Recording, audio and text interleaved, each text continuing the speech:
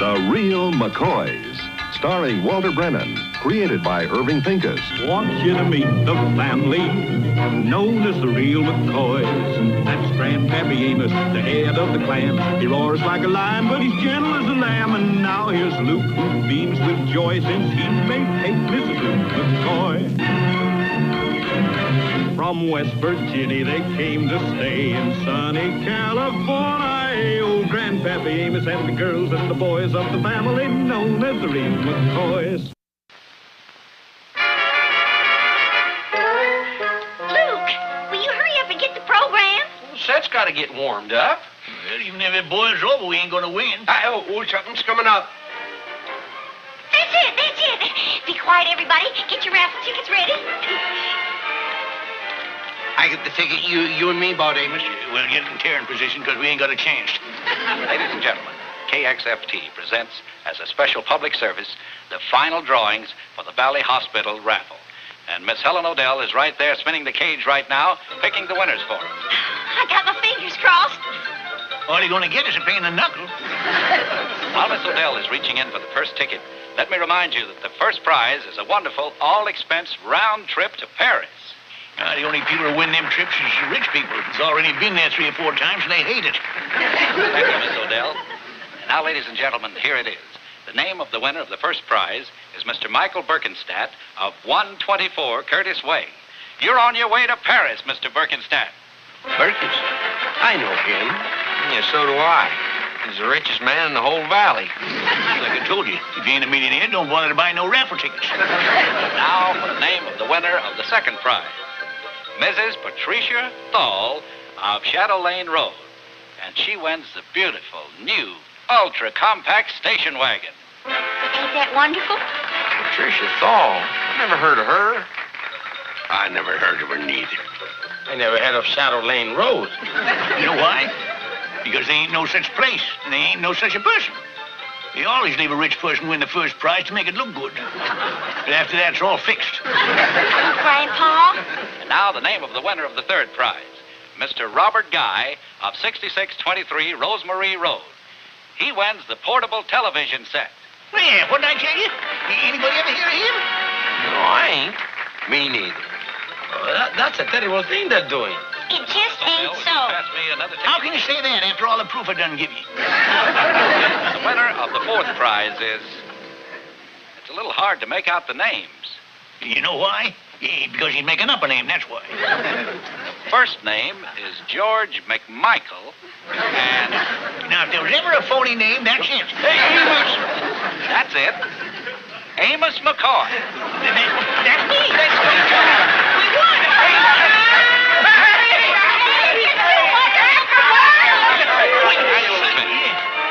And that concludes our drawing. Congratulations, all you lucky winners. Yeah, but what did we win? What did we win? I didn't hear. Did you hear, Luke? No. Did you, Kate? No, I was jumping up and down with excitement. Me too, also. I wonder what it could be. Maybe a great big hunk of money. Well, I don't know, but whatever it is, it's got to be good. After all, it's being given by them wonderful, honest folks that runs raffles.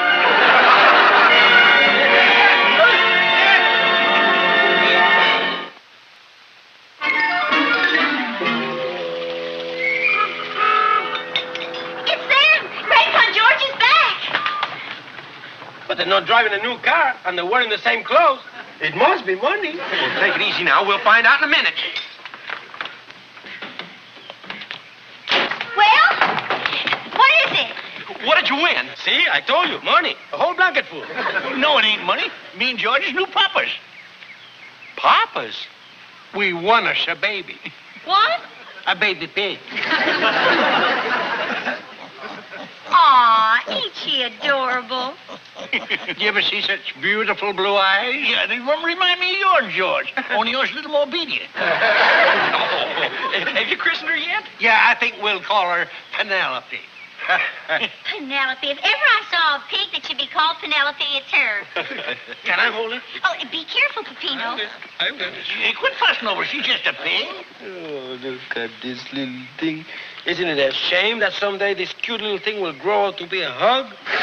We're taking good care of her. Give her the best of care. Oh, that's nice, George. And the best of feed, too. I'll gladly share my food with her. You save them hot tamales for poison gophers. Well, how'd you like me to beat her, Grandpa? Well, that's fine with me, Kate. Me too. Yeah, in no time at all, she'll be nice and healthy and fat. Yeah, with an apple in her mouth, roasting over a barbecue pit. Well, doesn't that make your mouth water? You couldn't. Well, you're not going to eat Penelope, are you? Well, now, I ain't going to play checkies with her. Well, the way you was talking, I thought you loved her. Well, I do. I'm just crazy about barbecued pork.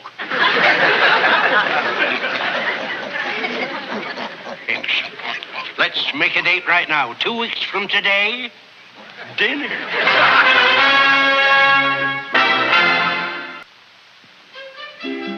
She sure smells. That's the bubble man. Good enough to eat. Pepino. Oh, no, senora. I don't mean to eat with your teeth, with hunger. I mean to eat with your eyes, with love. Anybody who'd even think about eating Penelope is no better than a cannibal. Well, it's a shame that George and Grandpa don't look at it the same way. After all, it's their prize. Well, maybe we could change their mind. But how? The only way to save Penelope is to get to Grandpa's heart. That ain't gonna be easy. I gotta bypass his stomach.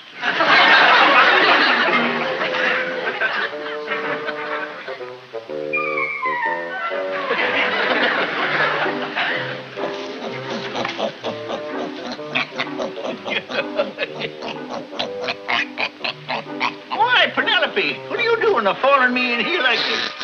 Hey, Look at that. She went right over to him. you know, you're kind of a winning little thing at that. You see? They're bluer than any pig's eyes I ever seen before. You smell nice, too. I bet you're just as juicy and tender as you smell. Oh, there you are, Penelope, you naughty girl. Well, we thought you was lost. How in the world did she get in here? I guess you just wandered in. Are you sure that she didn't follow you in, Grandpa? No, pigs ain't like that. Pigs are just pigs. They ain't pets. Well, I better put her back outside where she belongs.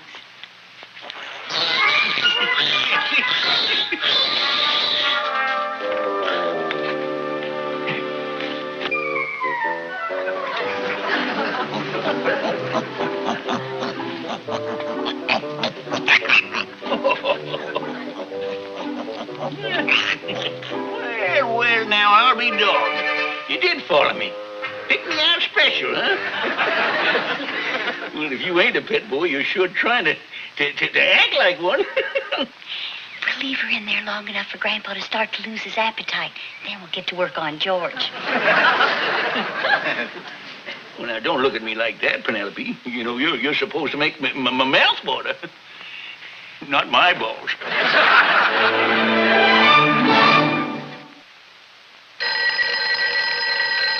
Coming. Hello? Hello, George. This is Kate. I wondered if you'd seen Penelope. No, why? Well, I let her out to play a little while ago, and she's disappeared. I kind of thought maybe she might have wandered over to your place. My place? No, what would she be doing over here? Well, I noticed she was kind of fond of you, and I thought she might have gone out to find you. Well, I did kind of feel that she preferred me to Amos, but she ain't been here, Kate. Well, if you do happen to see her, George, would you let me know? She's an awful little pig, and it's a big, big world. And I'm worried. I'm worried, too. I'd hate to miss my dinner.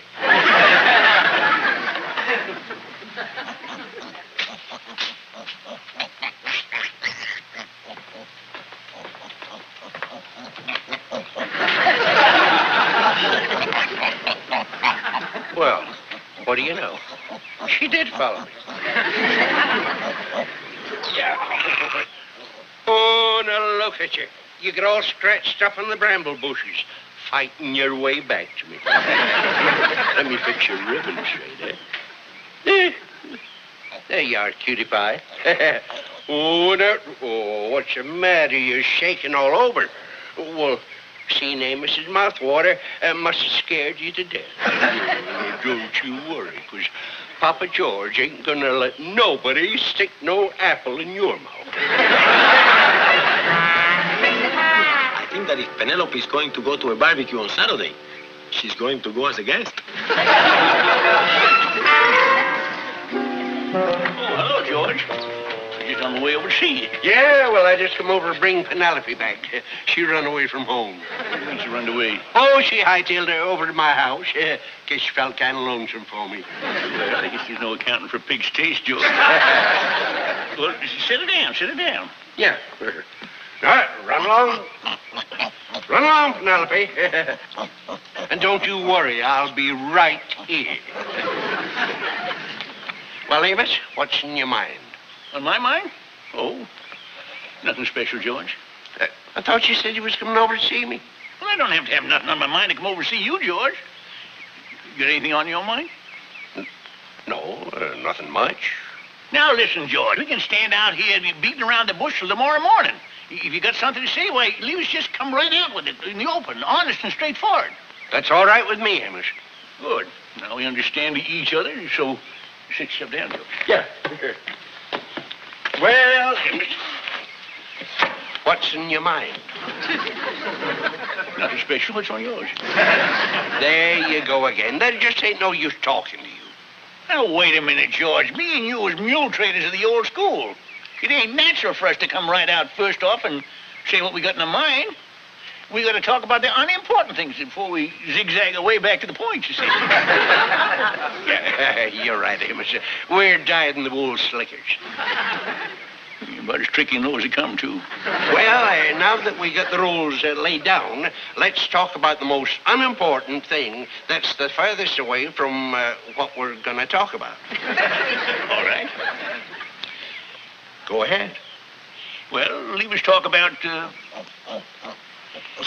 Penelope here. Well, that's as far away as you can get. Now that you mentioned it, George,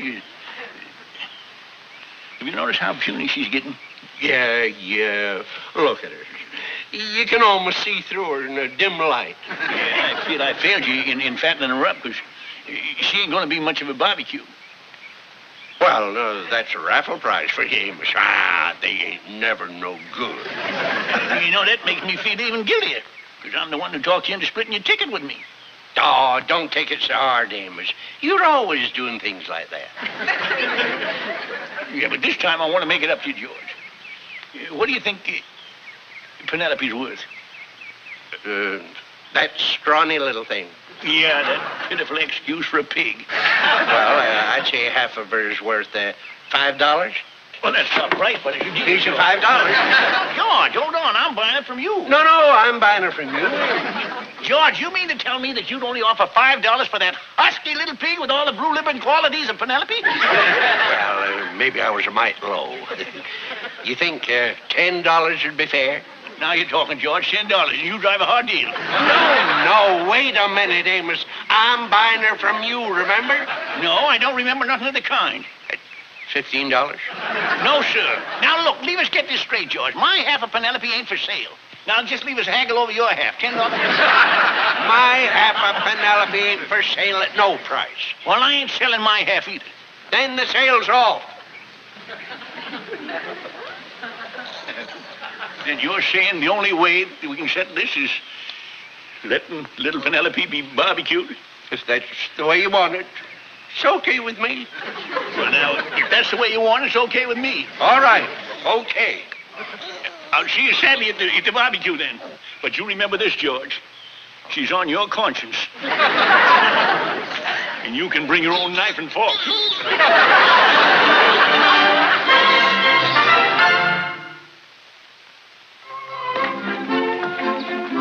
Beautiful night out, ain't it? Yeah. Ain't you two feeling well? Oh, we're feeling fine, Sugar Babe. Just fine. Sí, very well, Señora Kate. Well, you sure didn't eat much supper. Something wrong with it? No, it was a fine supper, Sugar. It's just...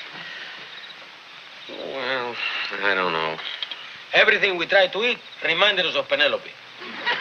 Kind of stupid, ain't it? I mean, after all, a pig is a pig. If we was to fall in love with everything running around here, well, we'd end up living on corn and eucalyptus leaves. It ain't stupid at all, Lou. Why don't we go on a diet? No, we ain't gonna do no such thing. We're just gonna go to George and Grandpa. We're gonna tell them they can't do in our pig. Luke, Penelope ain't our pig, though. It's theirs. Well, we gotta do something and fast, or there's gonna be a tragedy around here. Tomorrow is barbecue day.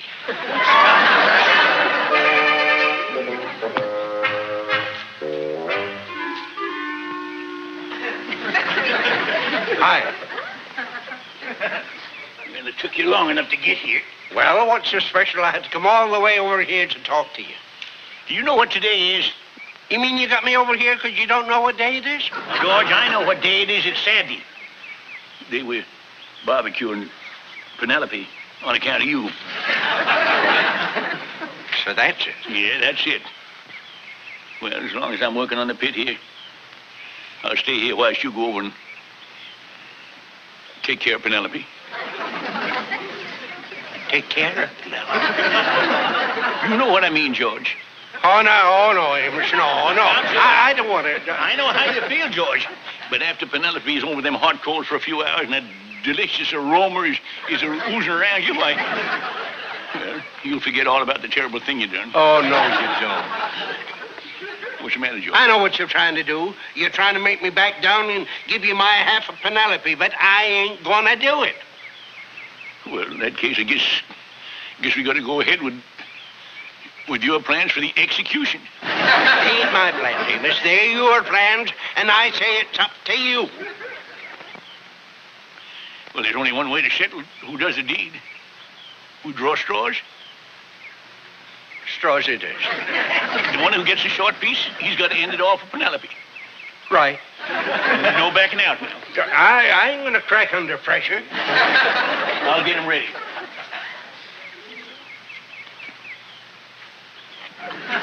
Oh, no, you don't. All right, George, now. You take your pick. Remember, when you get the short straw, you got to do it now. Oh, come on. All right. Don't rush.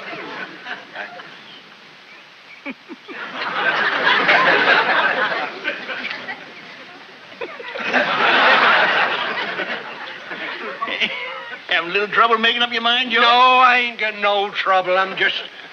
Well, now, look, George, I'm going to make it easy for you. Here, take this one. No. All right, take this one. You're kind of tricky, ain't you, Amos? But I know what you're trying to do. Look, all I'm doing is trying to get you to pick a straw, but you're losing your nerve. I ain't losing my nerve. I'm just worried about that little finger of yours.